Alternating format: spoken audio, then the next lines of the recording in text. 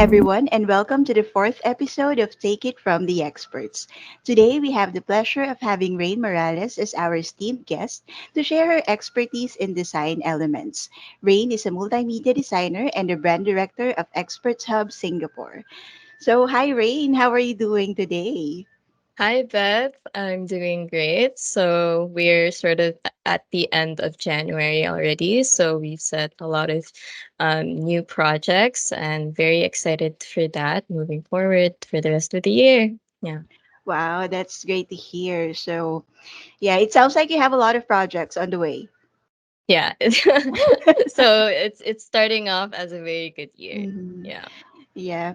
So yeah, we're actually here right now to talk about design elements, and we are hoping that you can share with us some of your expertise so that our viewers can also, learn how design elements or how design works in general. So, can you describe your experience in translating brand identities into, say, tangible design assets, and how have you ensured consistency and alignment with brand values throughout the entire design process?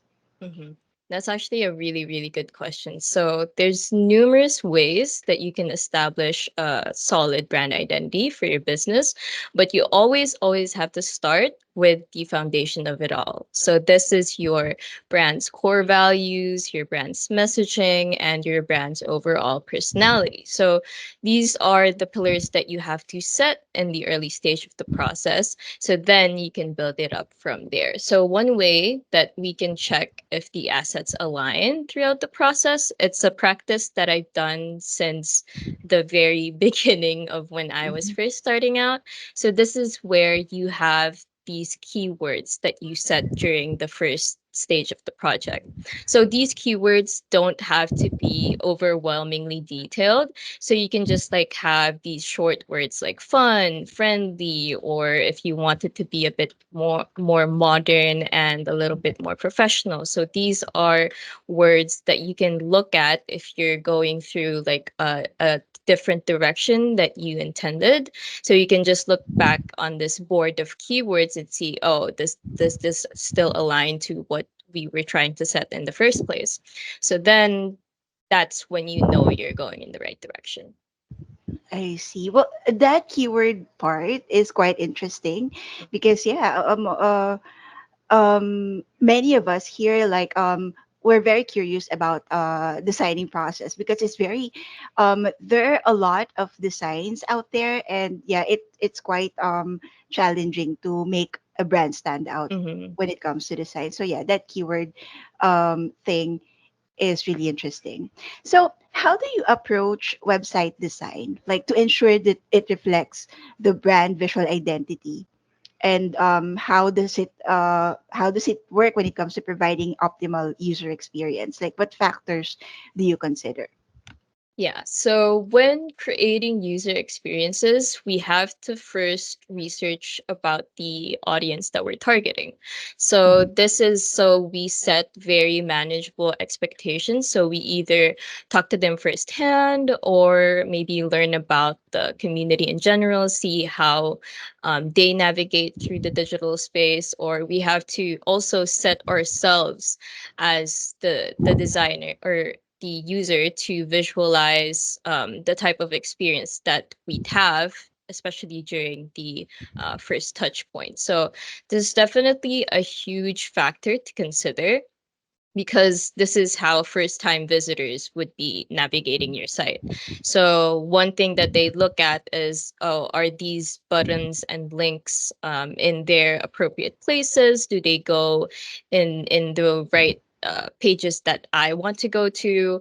So experimenting and standing out is definitely important in website design, but we also still have to keep in mind that there's standard procedures on where these first time visitors would be expecting these features. And if they aren't really there to where they would expect it to be, then they'll have like a harder or much difficult time navigating through your website. Wow, that's really nice. But then again, we are currently in the social media era. There's Facebook, there's Instagram, there's TikTok, there's YouTube, and a lot of products and services offered to the consumers are already in social media.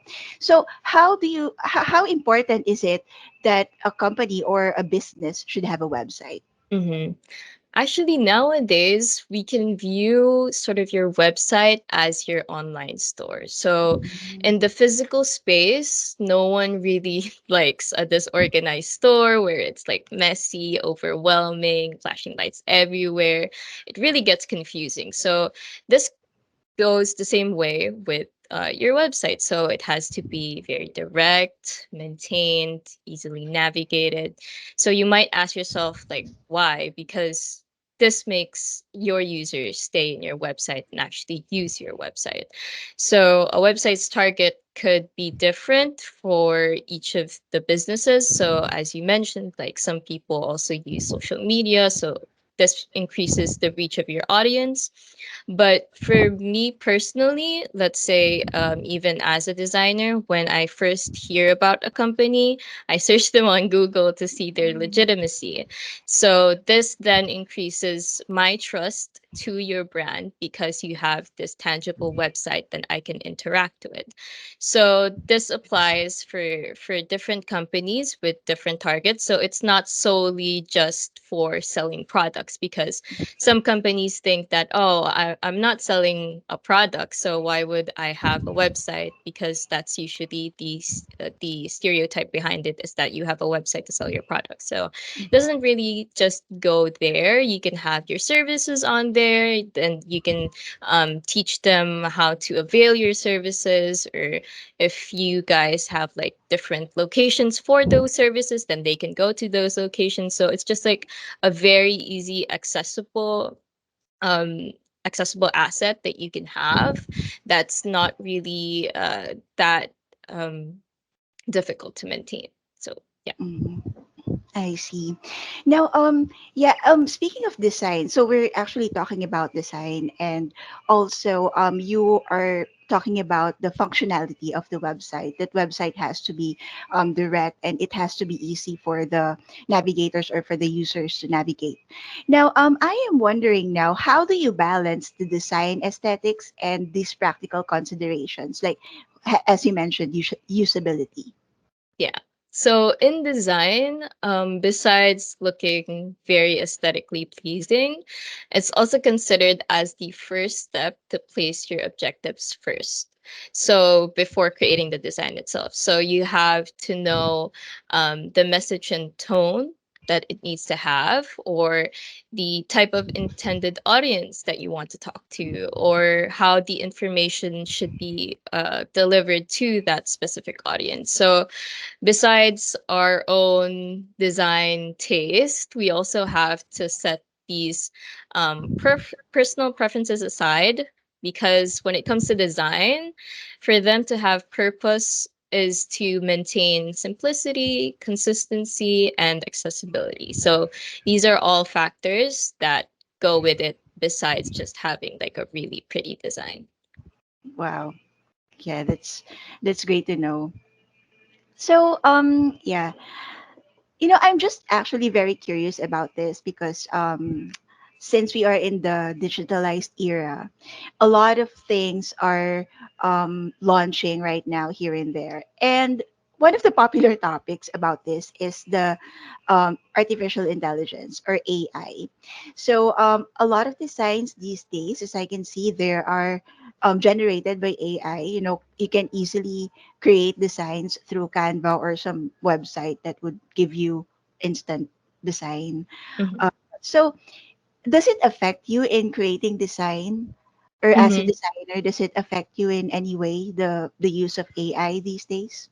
Hmm.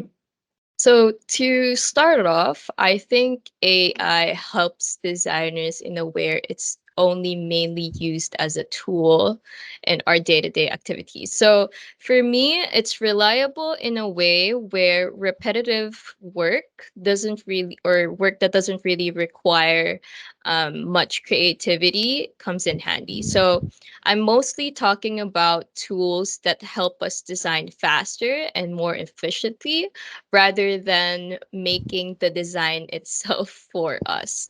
So an example would be an image upscaler. So it's basically like a tool that you can use for images that's like really, really low quality, and you want the results to usually be processed much higher. So sometimes this does take a lot of process if I were to do it manually. So within a matter of seconds, AI can make a low quality image into a high quality image much more better than I can in like 2 hours of my time.